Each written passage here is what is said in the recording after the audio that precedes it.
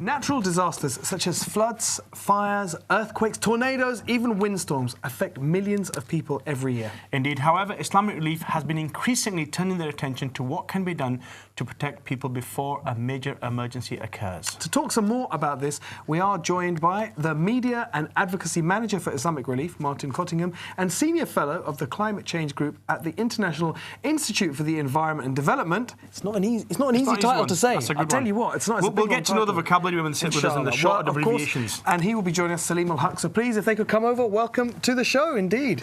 Coming over. Thank you very much, gentlemen. Make your way over. Jazakallah khair. Thank you. Very nice to have you on the show this evening. Thank you very much. Welcome, Martin and Salim. Thank you very much. Now, grab a seat. Bismillah. Martin, look, disaster. It can happen anywhere, anytime, and most of the time we're ill prepared for it.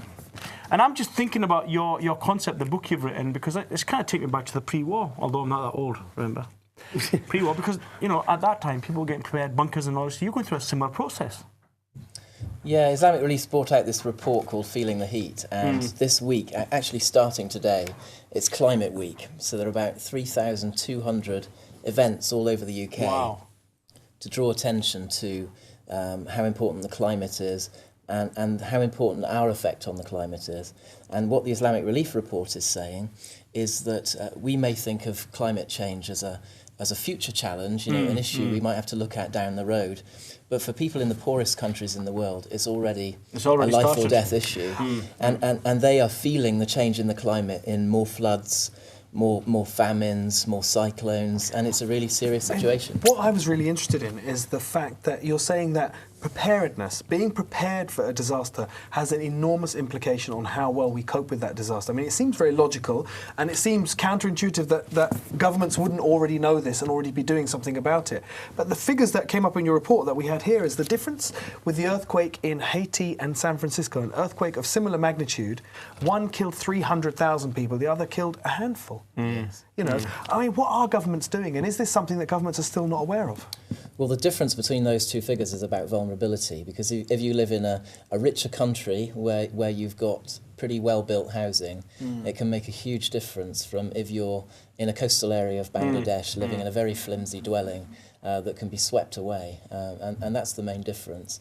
One of the things we're highlighting in the report is that so little government money particularly goes into what we call disaster risk reduction. If you consider when disaster hits a community, you go in, you save lives. That's what Islamic Relief does, and we've been doing for many years. Indeed. But often, when you get to that point, the people that you're saving, they've already lost their livestock, they've already lost their home. They're back to square one. They've already lost their crops, so they have to start again. So it's just pure common sense to help them to become more resilient, because these disasters are becoming more frequent, more severe. They are. I mean, worldwide, we're seeing more and more. So you're putting in place everything beforehand, literally.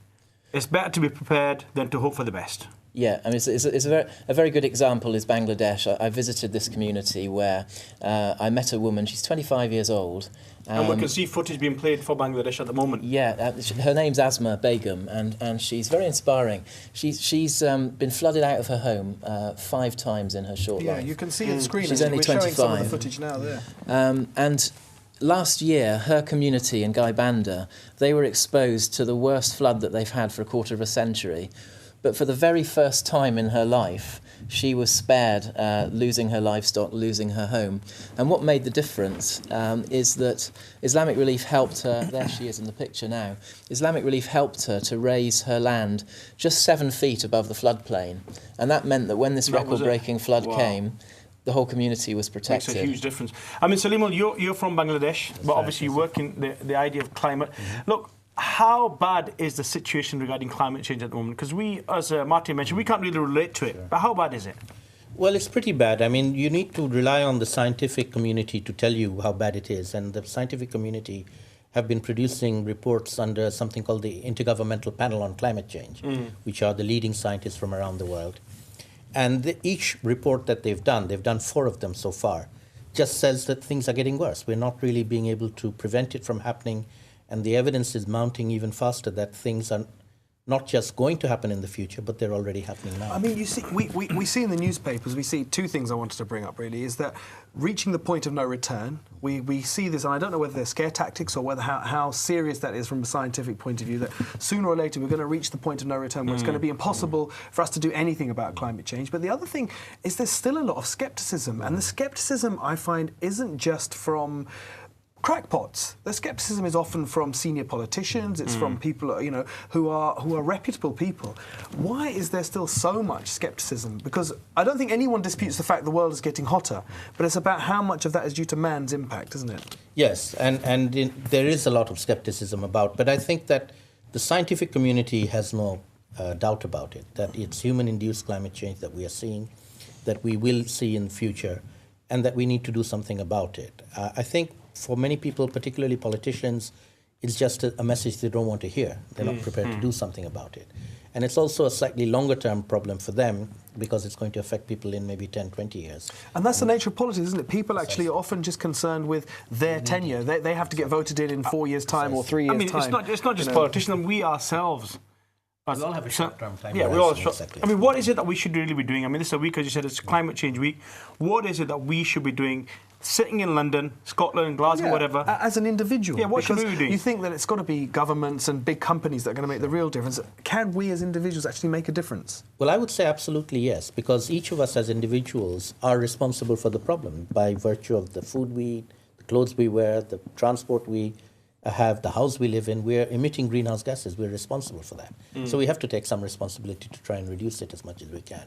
On the other hand, we also, by and large, people living in the UK have a higher carbon footprint than people in Bangladesh, and we should think about expressing some solidarity with them, maybe through Islamic. But isn't that the relief or biggest others. issue, that it doesn't affect me, so I'm not really too bothered? That's unfortunately the problem. It's a problem caused by the rich, but they're not going to be the ones affected. The people who are affected are the poor, and you have to have a conscience to do something about it. Martin, going to yourself, just before we go for the Isha Adhan, what are the key steps that you're taking in relation to ensuring that there's disaster risk reduction before it happens? What are the key things that you're doing in different parts of the world? Well, we're investing a lot more in this whole area as Islamic Relief, and so a couple of the countries which are very good examples. In Bangladesh, which is very, very flood prone, we're helping people to raise their houses. Women like Asma Begum, they are the first responders in the community. Sure. And you saw in the pictures, she had this kit, and every woman in every house is putting this kit together, which are the things that you will need if floods come. You know, practical things so that you can make a raft, so that you can tie your belongings to that raft, so you can escape, first aid treatments, that kind of thing.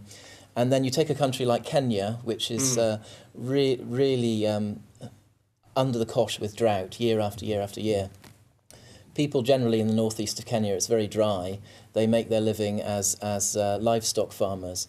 But that way of life is under threat because their livestock die in the drought year after year.